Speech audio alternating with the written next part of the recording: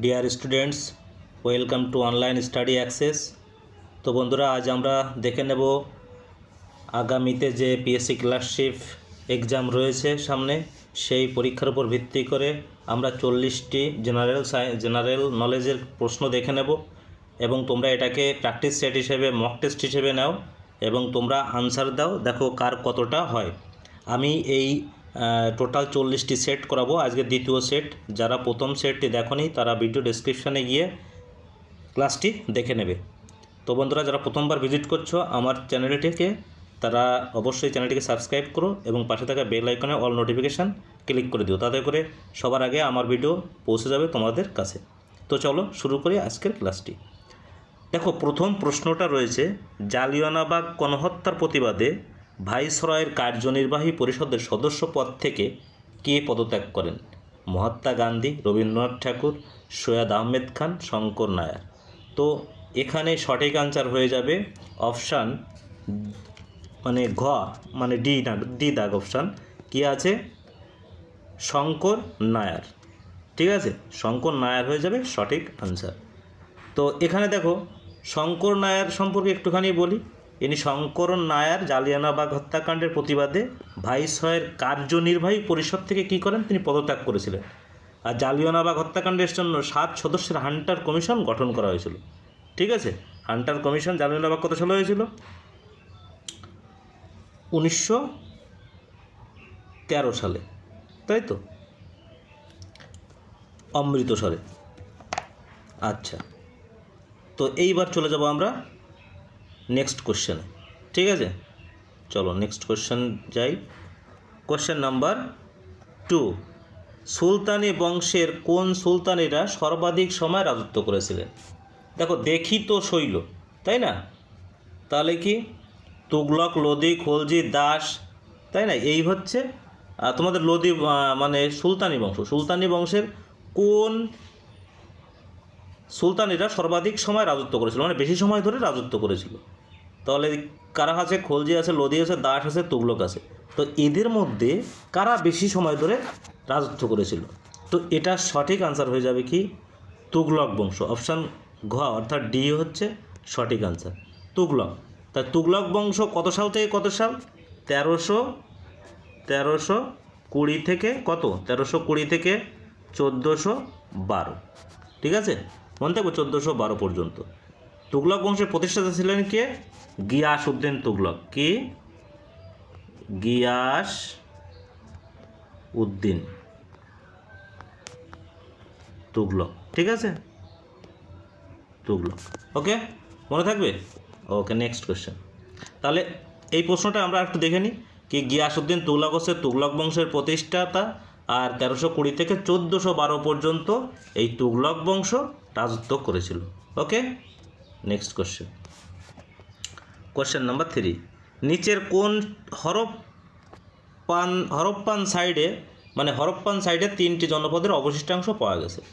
দেখো, অনেকগুলো Harappan side আছে, মহেঞ্জোদাড়ো আছে, তারপর আলমগীরপুর আছে, কালীবঙ্গান আছে, মহেঞ্জোদাড়ো, সুরকোট্টা আছে, অনেকগুলো আছে। তার মধ্যে কোনটায় সব থেকে বেশি 3টি জনপদেরই অবশিষ্টাংশ পাওয়া গেছে? তো দেখো, এটা সঠিক আনসার হয়ে যাবে ধোলাভিরা। কী হবে? ধোলাভিরা। অপশান ক হচ্ছে সঠিক আনসার। ধোলাভিরায় গুজরাটের কচ্ছ জেলা অবস্থিত। তাহলে ধোলাভিরা কোথায় অবস্থিত? গুজরাটের কচ্ছ জেলায়। কচ্ছ জেলায়। ঠিক আছে, কচ্ছ জেলায় অবস্থিত। আর এটা কোথায়? কচ্ছ জেলাটা হচ্ছে গুজরাট অবস্থিত। কোথায়? গুজরাটে। তো এই যে কচ্ছ জেলায় এই হরপ্পান সাইটের বেশিরভাগটা হচ্ছে গুজরাট, পাঞ্জাব, এই পাকিস্তানের কিছু অঞ্চল জুড়ে অবস্থিত। শহরটি একটি আয়তাকার আকৃতির। কেমন আকৃতির এই ধোলাভিরাটা? আয়তাকার আকৃতির, মানে আয়তাকার আকৃতির, তাই তো, আয়তাকার আকৃতির। আর কি, এটি 3টি ভাগে বিভক্ত ছিল। কী ছিল? দুর্গ, কেন্দ্রীয় শহর এবং নিম্ন শহর। তাহলে দুর্গ হচ্ছে কি, রাজার দুর্গ, তাই না? তার পাশে কী ছিল? শহর ছিল। শহরের মধ্যে কি, টোটাল এরিয়ার মধ্যে শহর ছিল, তার মধ্যে নিম্ন শহর ছিল, একটু ছোট শহর ছিল। ঠিক আছে, চলো নেক্সট কোশ্চেন। কোশ্চেন নাম্বার 4 দারাশিক কি শিরোনামে দারাশিকও কি শিরোনামে উপনিষদগুলি ফার্সি ভাষায় অনুবাদ করেছিলেন। এটা একটু মিস্টেক আছে ভাষায়, তাই না? ভাষায় দারাশিকও, হ্যাঁ অক্ষয় করে খো হবে। দারাশিকও কি শিরোনামে উপনিষদগুলি ফার্সি ভাষায় অনুবাদ করেছিলেন? আল ফিহরিস্ট, মাজমা উল বাহরাইন, কিতাবুল বায়ান, সির ই আকবর। তো এখানে সঠিক আনসার হয়ে যাবে কি সির ই আকবর, অপশান ঘ হচ্ছে সঠিক আনসার। এই সির ই আকবর দারাশিকও এই সির ই আকবর নামে উপনিষদগুলিকে ফার্সি ভাষায় অনুবাদ করেছিলেন। কোন ভাষায়? ফার্সি ভাষায়। এই বইটিতে কতগুলো উপনিষদ অনুবাদ করা হয়েছে? 52টি উপনিষদ। কতগুলো? সির ই আকবরে কতগুলো? 52টি। ঠিক আছে, 52টি। ঠিক আছে, 52, 52টি। ওকে, 52টি। আচ্ছা, নেক্সট কোশ্চেন নাম্বার 5, নিম্নলিখিত ব্যক্তিদের মধ্যে কে ক্যাবিনেট মিশনের সদস্য ছিলেন না? দেখো, AV Alexander, John Simon, Stafford Cripps, Pethick Lawrence. তো এখানে সঠিক আনসার হয়ে যাবে কে? জন সাইমন। এই তিনজন ছিলেন AV Alexander, Stafford Cripps, Pethick Lawrence. এরা সাইমন কমিশনের মধ্যে ছিলেন। সাইমন কমিশন গঠন হয় কত সালে? 1927 সালে। কত সালে? 1927 সালে। আর ভারতে আসে কত? 1928 সালে। ঠিক আছে, সাইমন কমিশন ভারতে আসে। তাহলে এইখানে একটা জিনিস মনে রাখতে হবে সাইমন কমিশন সম্পর্কে। সাইমন কমিশন ক্যাবিনেট মিশন 24শে মার্চ 1946-এ ভারতে আসেন। ক্যাবিনেট মিশন, তাহলে ক্যাবিনেট মিশন কত সালে ভারতে আসেন? 1946 সালে। ক্যাবিনেট মিশন ভারতের জন্য একটি ত্রিস্তরীয় রাজনীতির প্রস্তাব করেছিল। ক্যাবিনেট মিশনের প্রধান সুপারিশ ছিল প্রদেশগুলি 3টি গ্রুপে বিভক্ত করা। এটা আমরা একটা এক্সট্রা নলেজ আমাদেরকে দিলাম। ঠিক আছে, চলো নেক্সট কোশ্চেন। কোশ্চেন নাম্বার 6, হিমালয়ের অবস্থান কোথায়? ট্রান্স হিমালয়, শিবালিক হিমালয়, মধ্য হিমালয়, গ্রেট হিমালয়। তো এটার সঠিক আনসার হয়ে যাবে হিমাচল হিমালয়ের অবস্থান কোথায় অবস্থিত? মধ্য হিমালয়ে অবস্থিত। কোথায় অবস্থিত?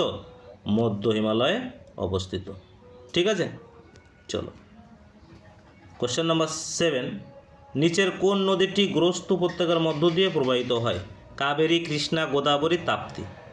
তো গ্রস্ত উপত্যকা কি? গ্রস্ত উপত্যকার মধ্য দিয়ে প্রবাহিত হয়। তো এখানে সঠিক আনসার হয়ে যাবে কি তাপ্তি নদী। কি? তাপ্তি নদী। একটা নর্মদা আর তাপ্তি, এটা হচ্ছে গ্রস্ত উপত্যকা। মানে গ্রস্ত উপত্যকা কাকে বলা হয়?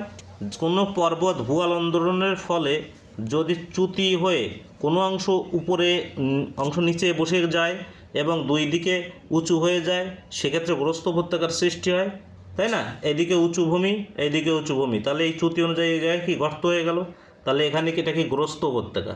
ঠিক আছে, তাহলে তাপ্তি হচ্ছে গ্রস্ত উপত্যকার নদী। ঠিক আছে, তাহলে তাপ্তি নদী কোথা থেকে সৃষ্টি হয়েছে?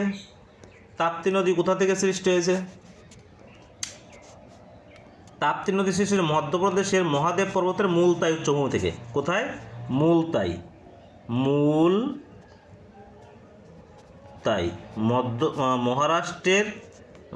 মধ্যপ্রদেশের মহাদেব পর্বত। কি? মহাদেব পর্বত।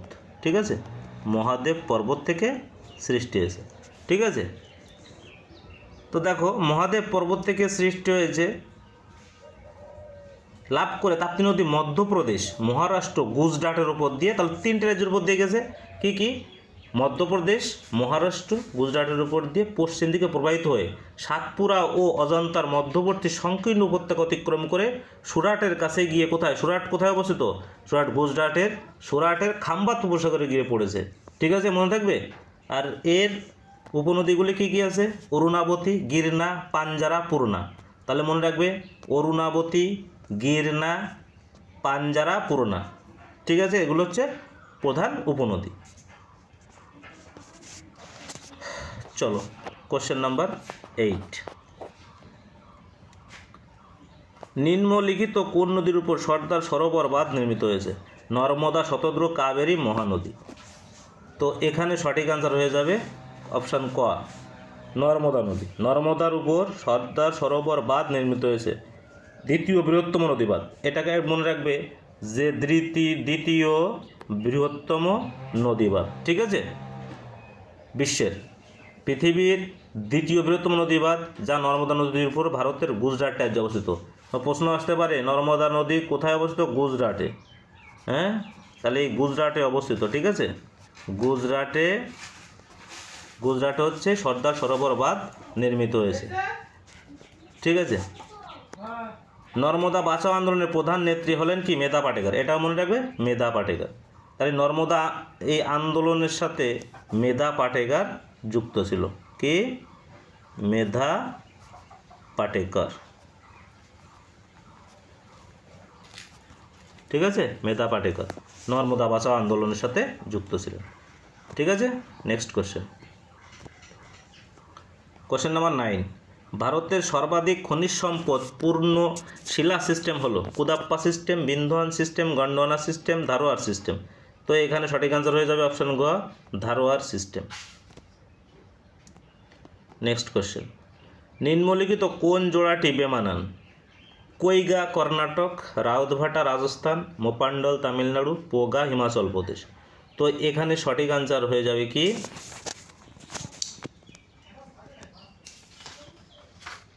সঠিক আনসার হয়ে যাবে পোগা হিমাচল প্রদেশ। দেখো, কৈগা কর্ণাটকের, এটা ঠিক আছে, তাই না? কৈগা কর্ণাটকে, এটা ঠিক আছে। তাহলে কৈগা কর্ণাটকে, এটা ঠিক আছে। রাউতভাটা রাজস্থান, এটা ঠিক আছে। মোপান্ডল তামিলনাড়ু, এটা ঠিক আছে। কিন্তু পোগা হিমাচল প্রদেশ, এটা ভুল আছে, মানে বেমানান, ঠিক আছে? তো দেখো, এই পুগা উপত্যকাটি লাদাখে অবস্থিত। এই পুগা কোথায় অবস্থিত? লাদাখে অবস্থিত। পুগা উপত্যকা ভূতাপীয় শক্তির জন্য বিখ্যাত। তাহলে দেখবা, এই পুগাটা হচ্ছে কি? ভূতাপ। হ্যাঁ, পুগাটা হচ্ছে লাদাখে, আর এটা হচ্ছে ভূতাপ শক্তি। কি? ভূতাপ শক্তি, তাই না? আর এগুলো হচ্ছে কি? তাপ বিদ্যুৎ। কর্ণাটক, কৈগা, রাউতভাটা রাজস্থান, মোপান্ডল।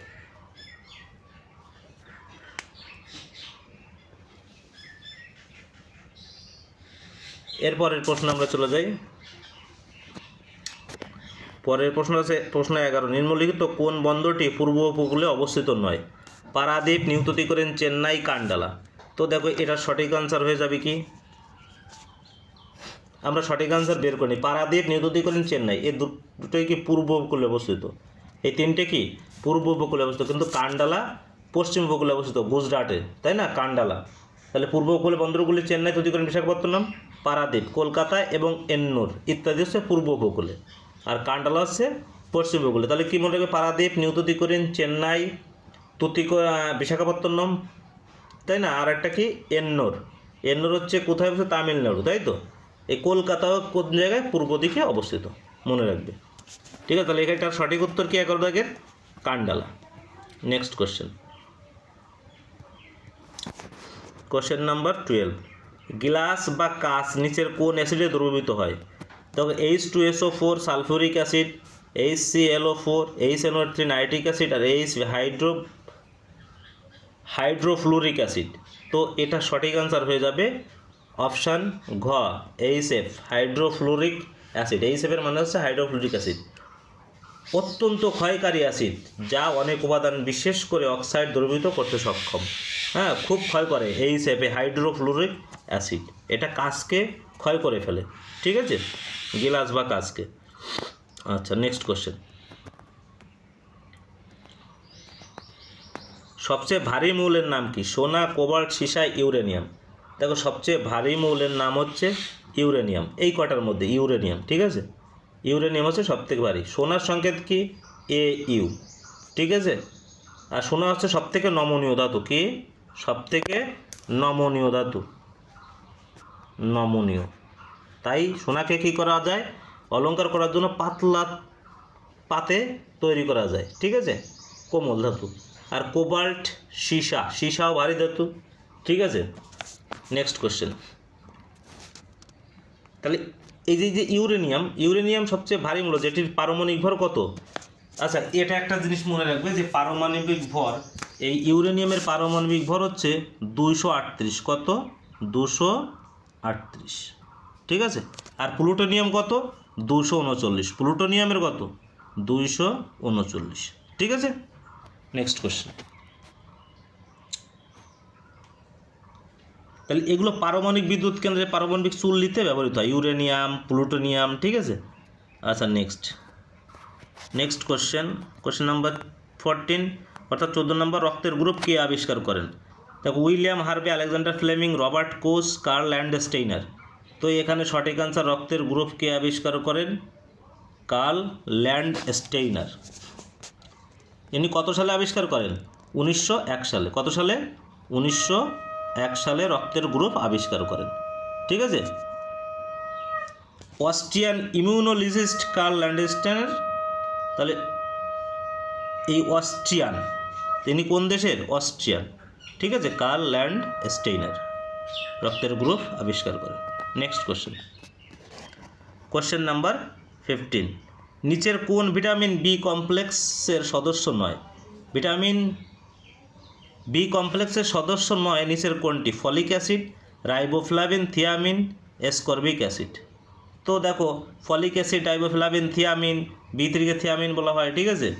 তো এটা সঠিক আনসার হয়ে যাবে অ্যাসকর্বিক অ্যাসিড, ঠিক আছে। অপশান ঘ, মানে ঘ হচ্ছে অ্যাসকর্বিক অ্যাসিড। ভিটামিন সি এর রাসায়নিক নাম কি? অ্যাসকর্বিক অ্যাসিড, ঠিক আছে। 8টি ভিটামিন থাকে। ভিটামিন বি কমপ্লেক্সে কয়টা ভিটামিন থাকে? 8টি থাকে। কি? B1, B2, B3, B5, B6, B7, B9, B12, ঠিক আছে। B1 হলো থিয়ামিন, তাহলে B2-কে কী বলা হয়? রাইবোফ্লাভিন। B3-কে কী বলা হয়? নিয়াসিন। B3 হলো নিয়াসিন, থিয়ামিন নয়, নিয়াসিন। আর B5-কে বলা হয় পেন্টাথনিক অ্যাসিড। কি বলা হয় B5-কে? পেন্টা মানে 5, পেন্টাথনিক অ্যাসিড। B6 হলো পাইরিডক্সিন। B6-কে কী বলা হয়? পাইরিডক্সিন। আর B7 হলো বায়োটিন ফলিক অ্যাসিড। B7 হচ্ছে বায়োটিন ফলিক অ্যাসিড। আর B12 হচ্ছে সায়ানোকোবালামিন, ঠিক আছে। আর B12-কে কী বলা হয়? কোবাল্ট পাওয়া যায়। B12-এর মধ্যে কী পাওয়া যায়? ভিটামিন B12-এর মধ্যে কী পাওয়া যায়? কোবাল্ট। পরীক্ষায় আসে কোবাল্ট, ঠিক আছে, কোবাল্ট। আচ্ছা, নেক্সট কোশ্চেন নাম্বার 16, ছত্রাক হলো এমন উদ্ভিদ যার অভাব কার্বন ডাইঅক্সাইড, অক্সিজেন, ক্লোরোফিল এর কোনোটিই নয়। তো এটা সঠিক আনসার হয়ে যাবে কি? ক্লোরোফিল। অপশান গ হচ্ছে সঠিক আনসার, ক্লোরোফিল। ভিটামিন, এই যে গাছপালা যে তাদের খাদ্য তৈরি করে, অটোট্রফ নামে পরিচিত, যে এই তৈরি করা পদ্ধতিকে অটোট্রফ বলা হয়। সালোকসংশ্লেষণের সাহায্যে গাছ খাদ্য তৈরি করতে কার্বন ডাইঅক্সাইড, সূর্যের আলো, জল এবং ক্লোরোফিলের সাহায্য নেয়, ঠিক আছে। অক্সিজেন উদ্ভিদ দ্বারা নির্গত হয় বা মানুষ, প্রাণী, অন্যান্য প্রাণীদের দ্বারা ব্যবহৃত হয়, কিন্তু ছত্রাকের ক্লোরোফিলের অভাব রয়েছে এবং সালোক সংশ্লেষে সক্ষম নয়। তাহলে ছত্রাকের কি? ক্লোরোফিলের অভাব রয়েছে এবং এরা সালোক সংশ্লেষ প্রক্রিয়ায় খাদ্য উৎপাদন করতে পারে না, ঠিক আছে, মনে থাকবে। কী আছে? ক্লোরোফিলের, ছত্রাকে কী আছে? ক্লোরোফিলের অভাব আছে, তাই এরা খাদ্য উৎপাদন করতে পারে না। নেক্সট কোশ্চেন, কাভাদি এবং কারাগাম কোন রাজ্যের সাথে সম্পর্কিত? দেখো, এই যে কাভাদি এবং কারাগাম, এটা তামিলনাড়ু রাজ্যের সাথে সম্পর্কিত। কে? তামিলনাড়ু। অপশন ক হচ্ছে সঠিক আনসার। তামিলনাড়ু রাজ্যের কয়েকটি উৎসবের নাম তোমরা মনে রাখবা। পোঙ্গল মনে থাকবা, পোঙ্গল আসে। তাহলে পোঙ্গল হচ্ছে কি? ফসলের উদ্ভব। তামিলনাড়ুর একটা উৎসবের নাম কি? পোঙ্গল।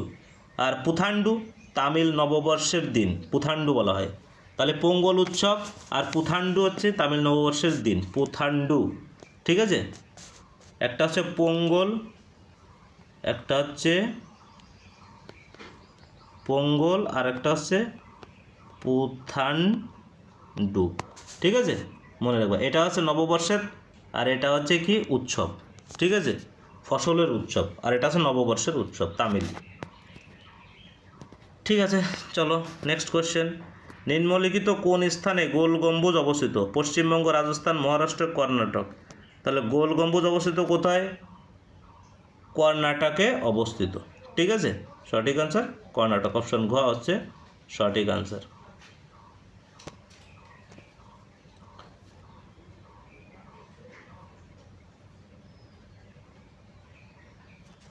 চলো নেক্সট কোশ্চেন, তাহলে আমরা এটা কি জানলাম, কোন স্থানে গোল গম্বুজ অবস্থিত, কর্ণাটকে গোল গম্বুজ অবস্থিত, বিজয়পুর। গোল গম্বুজ বিজয়পুরে অবস্থিত। মোহাম্মদ আদিল শাহ গোল গম্বুজ তৈরি করেছিলেন।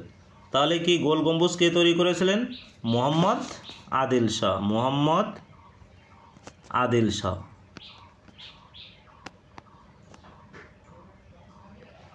আদিল শাহ, ঠিক আছে, আদিল শাহ গোল গম্বুজ তৈরি করেছিলেন। এটি কত সালে, আদিল শাহ কত সাল থেকে কত সাল রাজত্ব করেন? 1627 থেকে 1657। 1627 থেকে 1657, ঠিক আছে। চলো, কোশ্চেন নম্বর 19, নিম্নলিখিত কোন ব্যক্তি বলেছেন ভারত একটি আধা ফেডারাল রাষ্ট্র? তো এটা কে বলেছিলেন? এটা বলেছিলেন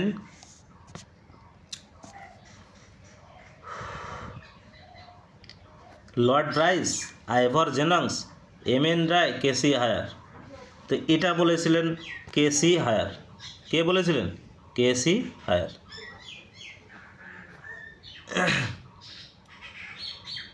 নেক্সট কোশ্চেন, কোশ্চেন নাম্বার 20, নিচের কোনটি সঠিকভাবে মিলছে না? দ্বিতীয় খণ্ড নাগরিকত্ব, প্রথম খণ্ড মৌলিক অধিকার, চতুর্থ খণ্ড রাষ্ট্রের নির্দেশমূলক নীতি, পঞ্চম খণ্ড মৌলিক কর্তব্য। তো এটা সঠিক আনসার কি?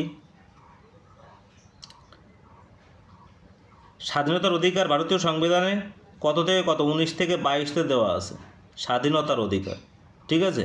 স্বাধীনতার অধিকার দেওয়া আছে 19 থেকে 22। তাহলে এটা সঠিক আনসার হয়ে যাবে পঞ্চম খণ্ড মৌলিক কর্তব্য। মৌলিক কর্তব্য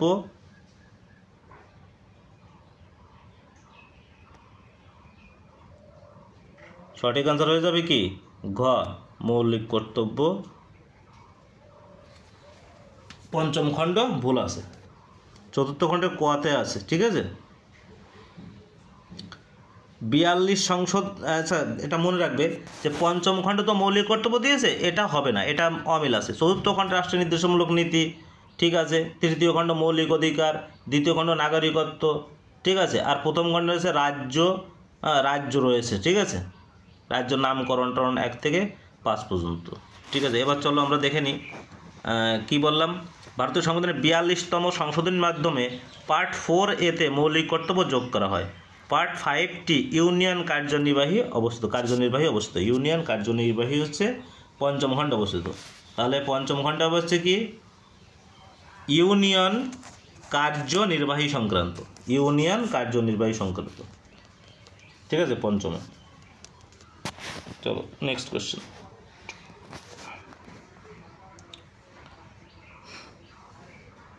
কোশ্চেন নাম্বার 21, ভারতীয় সংবিধানে স্বাধীনতার অধিকার রয়েছে কত?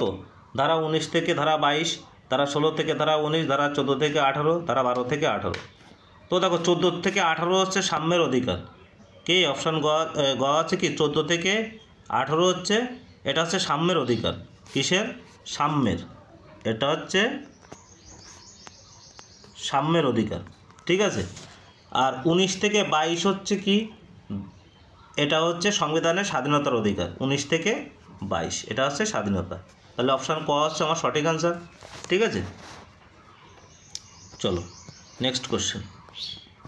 কোশ্চেন নাম্বার 22, ভারতীয় সংবিধানের কোন অনুচ্ছেদের অধীনে রাষ্ট্রপতি উভয় পক্ষের দ্বারা পাশ হওয়া যে কোনো বিলের প্রতি তার অসম্মতি দেওয়ার ক্ষমতা ভোগ করেন? ধারা 100, ধারা 108, ধারা 111, ধারা 17, মানে ভেটো ক্ষমতা, ঠিক আছে। রাষ্ট্রপতি তার পাওয়ার অনুযায়ী দুই পক্ষে পাশ হলেও রাষ্ট্রপতি সেটাকে আটকে রাখতে পারে। হ্যাঁ, সাইন তাকে করতে হবে, কিছুদিনের জন্য আটকে রাখতে পারে। সেটা কত নম্বর ধারা অনুযায়ী? ধারা 111 নম্বর অনুযায়ী। অপশান গ হচ্ছে সঠিক আনসার, ঠিক আছে। Next question. Question number 23, DTP শব্দটির সংক্ষিপ্ত রূপ কী? খুব পরীক্ষায় আসে। DTP, desktop publishing, digital transmission protocol, desktop transmission protocol, data type programming. তো এটা সঠিক আনসার হবে ডেস্কটপ পাবলিশিং। তাহলে কোনটা হবে? ডেস্কটপ পাবলিশিং, অপশান ক। 23-এর ক হচ্ছে সঠিক আনসার। Next question. ক্লাসটি কেমন লাগছে তোমরা একটু কমেন্ট করো, ঠিক আছে। দেখো পরের প্রশ্ন, ভারতীয় অর্থনীতির মেরুদণ্ড কোন খাত? পরিষেবা ক্ষেত্র, বীমা ক্ষেত্র, কৃষিক্ষেত্র, পর্যটন ক্ষেত্র। তাহলে এটা কোনটা হবে উত্তর? 24 দাগে, 24 দাগে হচ্ছে কৃষিক্ষেত্র। কোনটা? ভারতের অর্থনীতির মেরুদণ্ড বলা হয় কৃষিক্ষেত্র, আমাদের যে কৃষি প্রধান দেশ, ঠিক আছে, কৃষিক্ষেত্র। চলো নেক্সট কোশ্চেন। কোশ্চেন নাম্বার 25, নিম্নলিখিত কোন পঞ্চবার্ষিক পরিকল্পনা কৃষিক্ষেত্রে সর্বোচ্চ জিডিপি বৃদ্ধির হার পরিলক্ষিত হয়? সব থেকে বেশি জিডিপি, তাহলে কর্মসংস্থান জীবিকা সৃষ্টির এর উচ্চ অবদানের কথা আছে যে কৃষিতে, তাই না? তাহলে কোন পরিকল্পনায় আছে? অষ্টম পরিকল্পনায় সব থেকে বেশি হয়েছিল। খ উত্তর সঠিক, খ অপশন আছে সঠিক answer. Next question.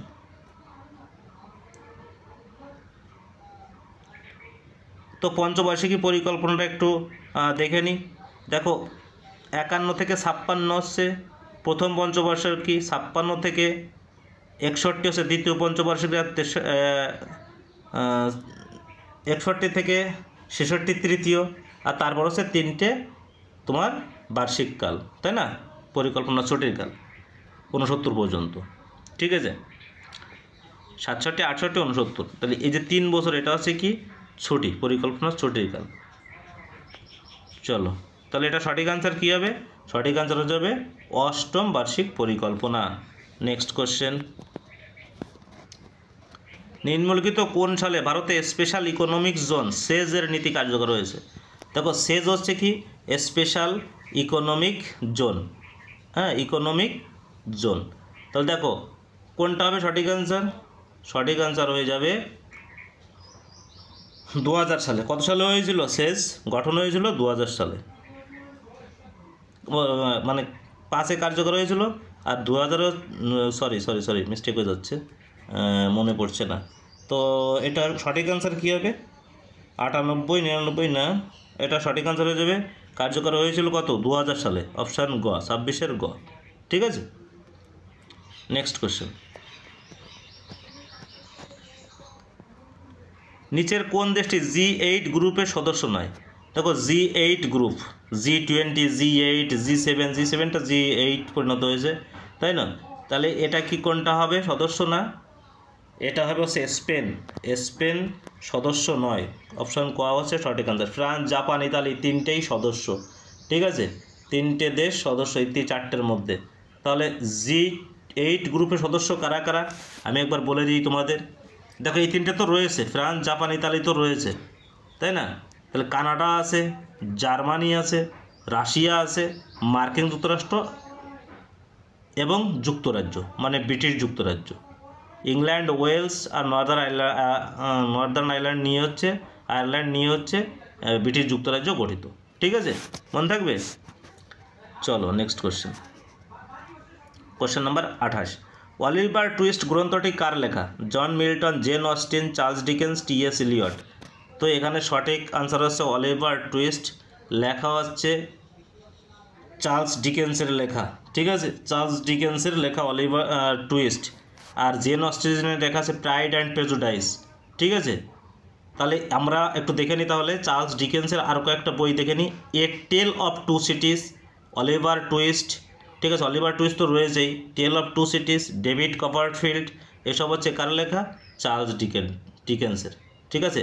Oliver Twist, তারপরে a tale of two cities, David Copperfield, এগুলো অলিভার টুইস্ট চার্লস ডিকেন্সের লেখা, ঠিক আছে। চলো নেক্সট কোশ্চেন। নিম্নলিখিত কোন স্থানটির ভৌগোলিক নাম পবিত্র ভূমি? তো এটা সঠিক আনসার হয়ে যাবে কি পবিত্র ভূমি কাকে বলা হয়? প্যালেস্তাইনকে বলা হয়, ঠিক আছে, প্যালেস্তাইনকে পবিত্র ভূমি বলা হয়। চলো, কত সাল থেকে রমন ম্যাগসেসে পুরস্কার প্রদান করা হয়? রমন ম্যাগসেসে পুরস্কার প্রদান করা হয় 1957 সাল থেকে, অপশান খ হচ্ছে সঠিক আনসার। তাহলে এই যে রমন ম্যাগসেসে পুরস্কার কিসের জন্য দেওয়া হয়, কোন দেশ থেকে দেওয়া হয়? তাহলে আমরা একটু জেনে নিই। 1957 সাল থেকে এটা দেওয়া হয় কি সরকারি সেবা, জনসেবা, সামাজিক নেতৃত্ব, সাংবাদিকতা, সাহিত্য, এইসবের যোগাযোগে উদ্ভাবনী কলা, শান্তি, আন্তর্জাতিক সমন্বয় এবং নতুন নেতৃত্ব প্রদানের অসামান্য অবদানের জন্য কোন দেশ দেয় এটা? ফিলিপাইন সরকার। কোন দেশ দেয়? ফিলিপাইন সরকার পুরস্কারটি প্রদান করে। বিনোবা ভাবে প্রথম ভারতীয় যিনি পুরস্কারটি পেয়েছিলেন। তাহলে ভারতের প্রথম কে পেয়েছিলেন? বিনোবা ভাবে। ঠিক আছে, ভারতের কে পেয়েছিলেন প্রথম?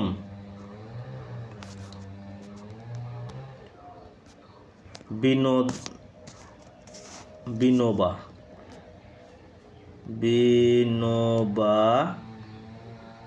ভাবে।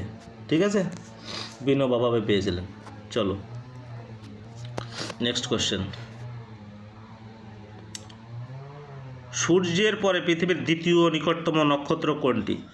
তো এখানে সঠিক আনসার কি হয়ে যাবে? সঠিক আনসার হয়ে যাবে প্রক্সিমা সেন্টাউরি। ঠিক আছে, অপশান গ হচ্ছে সঠিক আনসার। ঠিক আছে, অপশান গ হচ্ছে সঠিক answer. Next question. Darjeeling Himalayan railway কত সালে ইউনেস্কো ওয়ার্ল্ড হেরিটেজের তকমা পায়? 1999, 2004, 2005, 2008।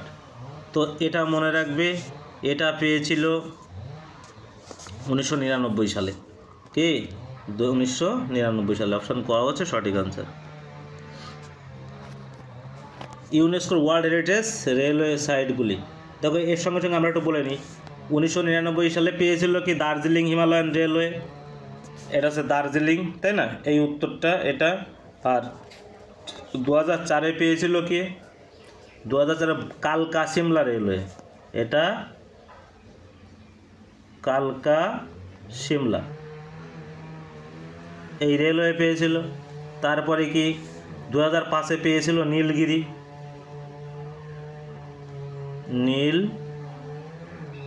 ঠিক আছে, নীলগিরি। আর মুম্বাই সিটি পেয়েছিল কত?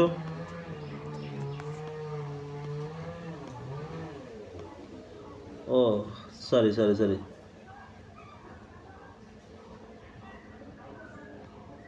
ইংরেজি বাংলা হয়ে গেছে। ঠিক আছে, এইটা হয়ে যায় 2008। এইটা কী হবে? কালকা সিমলা আছে 2008-এ, আর 2004 পেয়েছিল মুম্বাই সিটি। মুম্বাই, ঠিক আছে, মুম্বাই সিটি পেয়েছিল। ওকে, চলো। বালাকৃষ্ণ বুয়া নিম্নলিখিত কোন বিষয়ে পারদর্শী ছিলেন? তো ইনি হচ্ছে হিন্দুস্থানি খেয়ালে পারদর্শী ছিলেন। বালাকৃষ্ণ বুয়া হিন্দুস্থানি খেয়ালে, অপশান ক হচ্ছে সঠিক আনসার। হিন্দুস্তানি খেয়ালের সঙ্গে যুক্ত বিশিষ্ট ব্যক্তিবর্গ কে কে ছিলেন হিন্দুস্তানি খেয়ালের সাথে যুক্ত? আর কোন কোন ব্যক্তি ছিলেন? আমির খসরু, আল্লাদিন খান, আল্লাদিন খান আর মোহাম্মদ রেজা প্রমুখেরা হিন্দুস্তানি খেয়ালের সাথে যুক্ত ছিলেন। এবার চলে যাব আমরা পরের প্রশ্নে। বাংলার প্রথম নাট্যশালা বেঙ্গলি থিয়েটার কে প্রতিষ্ঠা করেন? গেরাসিম লেভেদভ, প্রসন্ন কুমার ঠাকুর, জামশেদজি প্রেমজি, গিরিশ ঘোষ। তো এটা সঠিক আনসার হয়ে যাবে অপশান ক, গেরাসিম লেভেদভ। ঠিক আছে, চলো নেক্সট কোশ্চেন। নিম্নলিখিত কোনটি ভারতের পরিচ্ছন্নতম রেলওয়ে স্টেশন? ইন্দোর, ভোপাল, মুম্বাই, বেঙ্গালুরু। তো এইটার সঠিক আনসার হয়ে যাবে মুম্বাই। ভারতের পরিচ্ছন্ন শহর ইন্দোর, তাই না? কিন্তু ইন্দোর শহর পরিচ্ছন্ন হলে কী হবে? মুম্বাই রেলওয়ে হচ্ছে সবথেকে কি পরিচ্ছন্ন। এটা সঠিক আনসার অপশান গোয়া। আর পরিচ্ছন্ন শহর যদি বলা হয় তাহলে হচ্ছে ইন্দোর। ইন্দোর হচ্ছে শহর, ক্লিন সিটি। ঠিক আছে, ক্লিন সিটি বেশ কয়েকবার হয়েছে, ক্লিন সিটি এখনও হচ্ছে। ঠিক আছে, আর পরিচ্ছন্ন রেলওয়ে হচ্ছে কি মুম্বাই। চলো নেক্সট কোশ্চেন। ইউপিআই এর পুরো অর্থ হলো কি? ইউপিআই আমরা এখন ইউজ করছি ইউপিআই এর, তাহলে মনে রাখবে ইউপিআই পরীক্ষায় খুব আসে, unified payment interface. Unifying payment interface. তো এটা সঠিক আনসার হয়ে যাবে অপশান ঘ, ইউপিআই এর সঠিক আনসার ইউপিআই। ইউপিআই এর সঠিক আনসার হচ্ছে unified payments interface. Next question. Next প্রশ্ন 37 দাগ। এবার কি বলছে? ইন্ডিয়ান ইনস্টিটিউট অফ সয়েল সায়েন্সের গবেষণা কেন্দ্রটি কোথায় অবস্থিত? জব্বলপুর, যোধপুর, ভোপাল, নিউ দিল্লি। তো এখানে সঠিক আনসার হয়ে যাবে 37 দাগে কি ভোপাল। সঠিক আনসার কি ভোপাল। অপশান গ হচ্ছে সঠিক আনসার। এরপরে প্রশ্ন 38 দাগের প্রশ্নের আনসার কি আছে? 38 দাগ আমরা দেখি সম্প্রতি প্রয়াত লুইস সুয়ারেস কে ছিলেন? লুইস সুয়ারেস কিছুদিন আগে মারা গেলেন। লুইস সুয়ারেস ছিলেন হচ্ছে ফুটবলার, তাই না? লুইস সুয়ারেস আমাদের পরীক্ষায় আসতে পারে। ইনি কোন দেশের ফুটবলার ছিলেন? ইনি ছিলেন স্পেনের। কোন দেশের? স্পেনের, ঠিক আছে, স্পেনের। এবং এর মৃত্যুকালীন বয়স হয়েছিল কত? 88 বছর বয়সে ইনি মারা গেছিলেন। 88 বছর বয়সে, ঠিক আছে, 88 বছর বয়সে মারা গেছিলেন। 88 বছর তিনি বেঁচে ছিলেন। আচ্ছা, নেক্সট প্রশ্ন।